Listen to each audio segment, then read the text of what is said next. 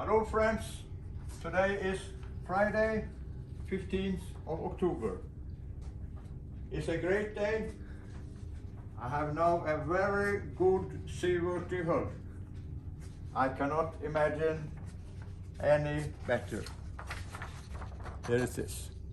Now, why is this hull so good? Well, the greed for speed causes accidents. But if you travel slowly over the ocean, the sea is gentle to you. And I am serene enough to be happy with a slow life. Also, slow speed reduces the resistance. And as you can see here is the crude numbers, and here is the resistance. And here I'm down at 0.2 crude number. And normal boat goes up to here, so it's just a little fraction of the resistance of a big boat. Therefore I need less sail area, and the crude number is, so in a simple way, explained by how many waves is on the hull. Here is 0.21, and so there's one wave in the middle of the boat, one in the front, one in the middle, and one in the back. But at 0.40, it's only one wave, one in the front and one in the back. So this is a little bit about this. Now, a friend of mine, Sarah Double-Wheel, he rowed across the Atlantic in the 1980 in a nice double-ender. And here is a picture of him and his boat, Captain Cook. And that was very similar to the first breeze boat I built in my mother's basement, 1971. But later, he rowed across the Pacific Ocean. And then he had a more modern boat. And what does this look like? Yeah, like this, with a transom. But he said, that modern design nearly killed me. And here it was looking. Can you see?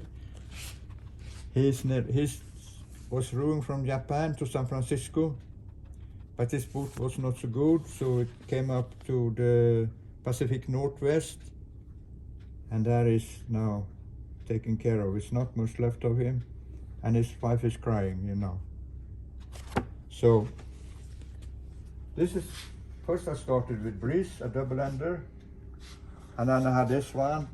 I got on the same trap as Double-Wheel, but now I'm building this a double-ender, like the same as the one.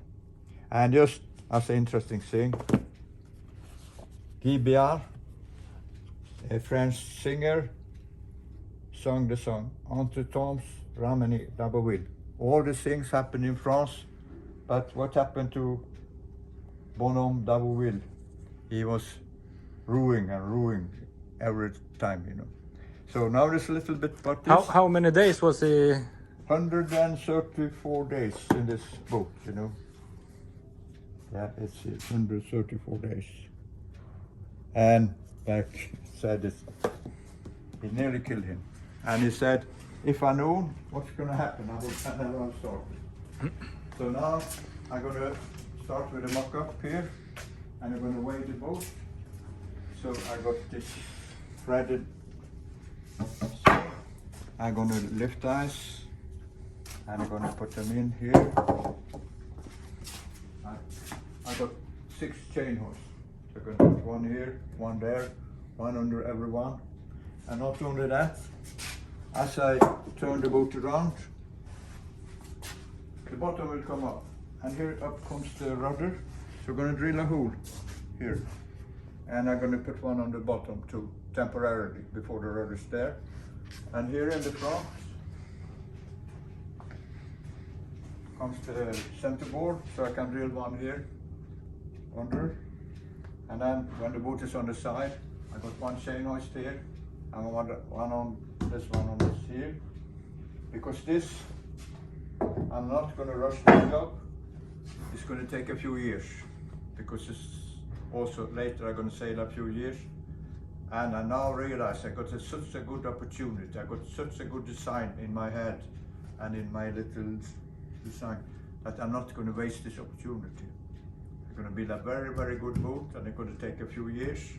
And then there's going to be many details. And then they're going to take time to build. And then I'm going to sail on the high latitudes for many years. So thank you very much for listening.